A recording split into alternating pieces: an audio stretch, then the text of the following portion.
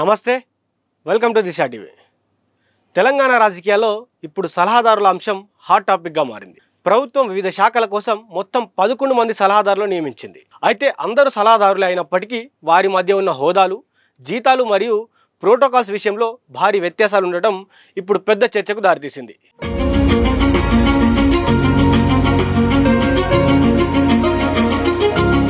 అందరం సలహాదారులమే కదా, మరి మాకెందుకు ఈ వివక్ష అంటూ కొందరు అడ్వైజర్లు బహాటంగానే తమ అసంతృప్తిని వెళ్ళగక్కుతున్నారు. అయితే వీరికి జీతభత్యాల్లో భారీ తేడాలు ఉన్నాయట. ఈ 11 మంది సలహాదారులో ఒక్కొక్కరికి ఒక్కో రకమైన జీతం ఉంది. క్యాబినెట్ హోదా ఉన్నవారికి మంత్రులతో సమానంగా జీతభత్యాలు అందుతుండగా మరికొందరికి మాత్రం కేవలం 1,50,000 లోపు మాత్రమే జీతం అందుతుందంట. ఒకరికి లక్షల్లో జీతం, మరొకరికి తక్కువ జీతం ఉండటం ఏ రకమైన న్యాయమని తక్కువ వేతనం తీసుకుంటున్న వారు ప్రశ్నిస్తున్నారు. కేవలం జీతమే కాకుండా వాహనాలు, బస మరియు ఇతర ప్రోటోకాల్స్ విషయంలో కూడా తమకు తూతు మంత్రంగా ఏర్పాట్లు చేస్తున్నారని వారు ఆవేదన చెందుతున్నారు. అయితే క్యాబినెట్ హోదా ఎవరికి ఉంది, అసలు వారికి ఉన్నటువంటి స్పెషల్ అలవెన్సెస్ ఏమున్నాయో ఒకసారి తెలుసుకునే ప్రయత్నం చేద్దాం.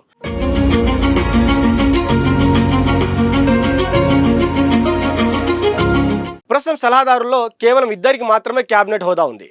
వారెవరంటే కేశవరావు, ఆయన పబ్లిక్ అఫైర్స్ చూస్తూ ఉన్నారు, మరియు P Sudarshan Reddy flagship programmes మరియు సంక్షేమ పథకాల గురించి ఆయన చూస్తూ ఉన్నారు. అయితే వీరిద్దరికి మంత్రులతో సమానమైన గౌరవం ఉంటుంది. ముఖ్యమంత్రి నిర్వహించే సమీక్షా సమావేశాలకు, కీలకమైన క్యాబినెట్ మీటింగ్స్ కు కూడా వీరికి ఆహ్వానం ఉంటుంది. అయితే ఈ హోదాల వెనుక రాజకీయ కారణాలు ఉన్నాయని విశ్లేషకులు చెప్తా ఉన్నారు.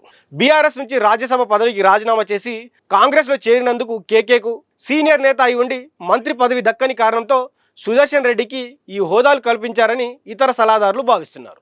అయితే సామాజిక మరియు రాజకీయ అసంతృప్తి కూడా ఇక్కడ స్టార్ట్ అయింది. ఎట్లా అంటే పార్టీ కోసం కష్టపడిన తమను పక్కన పెట్టి ఎన్నికల ముందు ఇతర పార్టీల నుండి వచ్చిన వారికి మరియు రిటైర్డ్ అధికారులకు పెద్దపీట వేయడంపై పాత కాంగ్రెస్ నేతలు గుర్రుగా ఉన్నారు. ముఖ్యంగా ఓసీ వర్గాలకు చెందిన వారికి క్యాబినెట్ హోదా ఇచ్చి బీసీ, ఎస్సీ, ఎస్టీ వర్గాల వారికి ప్రాధాన్యత తగ్గించారనే వాదన వినిపిస్తుంది. ఓసీ అడ్వైజర్కు మంత్రి హోదా ఇస్తారు, మాకు మాత్రం తక్కువ జీతం ఇస్తారా అని ఒక సీనియర్ అడ్వైజర్ తన బాధను మంత్రి వద్ద వెళ్ళిపుచ్చినట్లు తెలుస్తూ ఉంది.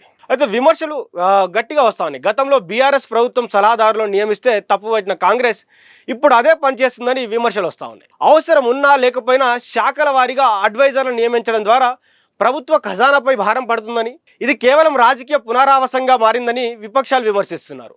అలాగే రిటైర్డ్ అధికారులు సలహాదారులుగా ఉండటం వల్ల ఆ శాఖల్లో పనిచేసే ప్రస్తుత అధికారులకు స్వేచ్ఛ ఉండటం లేదనే ఆరోపణలు కూడా వస్తూ ఉన్నాయి. అయితే ఎవరెవరు అసలు సలహాదారులుగా ఉన్నారు, వారికి ఉన్నటువంటి బాధ్యతలు ఏమున్నాయో ఒకసారి తెలుసుకునే ప్రయత్నం చేద్దాం.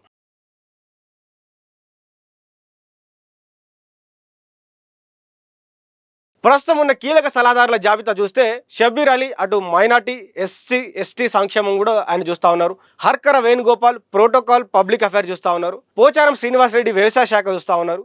జితేందర్ రెడ్డి క్రీడలు చూస్తూ ఉన్నారు. హనుమంతరావు అటు మొన్న నియమితులైనటువంటి హనుమంతరావు అటు బీసీ సంక్షేమం చూస్తూ ఉన్నారు. ఎన్వీఎస్ రెడ్డి అర్బన్ మరియు ట్రాన్స్పోర్ట్ చూస్తూ ఉన్నారు.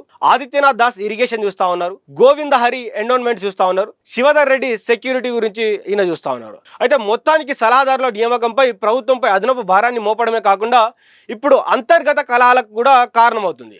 అందరికీ ఒకే రకమైన జీతం, ప్రోటోకాల్ ఇవ్వాలనేది సలహాదారుల డిమాండ్, అక్కడ నుంచి వస్తున్నటువంటి డిమాండ్. అయితే అసలు ఒక్కసారి మనం చూసుకున్నట్లయితే ఈ 11 మంది సలహాదారులు ఎందుకు తీసుకోవాల్సి వచ్చిందంటే, కొంతమంది మంత్రి పదవులు అటు రాజ్యసభ సీట్లు ఆశించినటువంటి వారికి మంత్రి పదవులు ఇవ్వలేనటువంటి పరిస్థితిలో, అటు విధంగా రాజ్యసభ ఇవ్వలేనటువంటి పరిస్థితిలో వారిని ఏదో విధంగా చల్లబరచాలి కాబట్టి వారికి అడ్వైజర్లు గాను ప్రభుత్వ సలహాదారులుగా ఇచ్చేసి వారికి ఏదో ఒక శాఖకు సంబంధించినటువంటి అడ్వైజర్గా వారిని ఉంచడం జరిగింది. అలా వారిని కొద్దిగా అంటే మొన్నటిదా ఒకసారి మనం హనుమంతరావు కూడా చూసుకోవచ్చు. ఆయన రాజ్యసభ ఎక్స్పెక్ట్ చేశారు.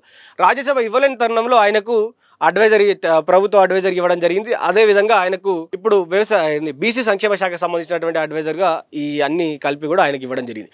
ఒక్కసారి మనం చూస్తే ఇలా చాలా మంది రాజకీయ నాయకులు ఎవరైతే పార్టీలో సీనియర్లుగా ఉండి అదేవిధంగా పార్టీలో ఉన్నతమైనటువంటి స్థానాలు ఆశించినటువంటి వారికి ఇలా ప్రభుత్వం ఏదో విధంగా వారికి నచ్చజెప్పి వారిని ఏదో విధంగా ఈ క్యాబినెట్లో తీసుకునే విధంగా లేకపోతే క్యాబినెట్ హోదా కల్పిస్తామని చెప్పేసి వారిని సంతృప్తిపరిచే ప్రయత్నం చేస్తూ ఉన్నారు. మరి చూడాలి ఈ బీసీ నాయకులు, ఎస్సీ, ఎస్టీ నాయకులు అడిగినటువంటి విధంగా మరి ఓసీ నాయకులకు ఇచ్చినటువంటి క్యాబినెట్ హోదా మాకు కూడా కల్పించాలి, మాకెందుకు 1,50,000 జీతం ఇస్తారు, వారికి ఎందుకు మాకంటే ఎక్కువ జీతాలు, మంత్రులతో సమానంగా వాళ్ళెందుకు ప్రోటోకాల్ ఇస్తారు, వారికి ఉన్నటువంటి ప్రోటోకాల్ మాకు కూడా ఉండాలి, వారికి ఇస్తున్నటువంటి జీతం మాకు కూడా ఇవ్వాలని కూడా వారు చెప్పడం జరిగింది. మరి ప్రభుత్వం ఇప్పుడు ఈ అంతర్గతంగా మొదలైనటువంటి కలహాలను ఎలా చెల్లారుస్తుందో కూడా వేచి చూడాల్సిందే.